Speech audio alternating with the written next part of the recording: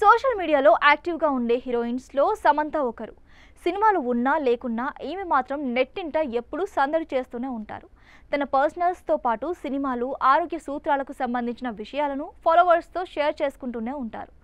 అలాగే తాను బ్రాండ్ అంబాసిడర్గా ఉన్న సంస్థల్ని కూడా సోషల్ మీడియా వేదికగా ప్రమోట్ చేస్తూ ఉంటుంది. తాజాగా ఓ సంస్థకు సంబంధించిన ప్రమోషనల్ వీడియోని తన ఇన్స్టాగ్రామ్ ఖాతాలో పోస్ట్ చేసింది. ఆ స్పెషల్ వీడియోలో సమంత నథింగ్ టు హైడ్ అని రాస్తూ నవ్వుతూ తిరిగి వెళ్ళిపోతోంది. ఈ వీడియో ప్రస్తుతం నెట్టింట వైరల్గా మారగా పలువురు నెటిజన్స్ సమంత టాటూపై కామెంట్ చేస్తున్నారు. ఆమె మెడపై ఉన్న వైఎంసీ టాటూ ఆ వీడియోలో కనిపించడం లేదు. దీంతో వైఎంసీ టాటూని తొలగించావా సమంత అని నెటిజన్స్ కామెంట్ చేస్తున్నారు.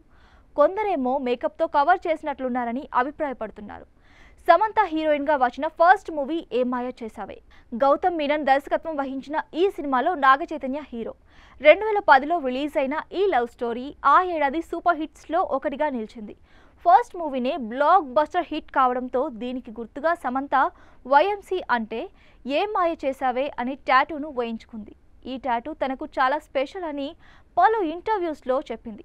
చైతతో డివోర్స్ తీసుకున్నప్పటికీ ఈ టాటూని తొలగించలేదు. లేటెస్ట్గా ఈ టాటూ కనిపించకపోవడంతో మరోసారి చర్చనీయాంశంగా మారింది. కాగా నాగచైతన్యతో ప్రేమలో ఉన్నప్పుడే శామ్ ఈ టాటూ వేయించుకుంది. విడాకుల తర్వాత ఒక్కో టాటూని తొలగిస్తూ వస్తున్నారు. ఇప్పటికే చై అనే టాటూని తొలగించింది.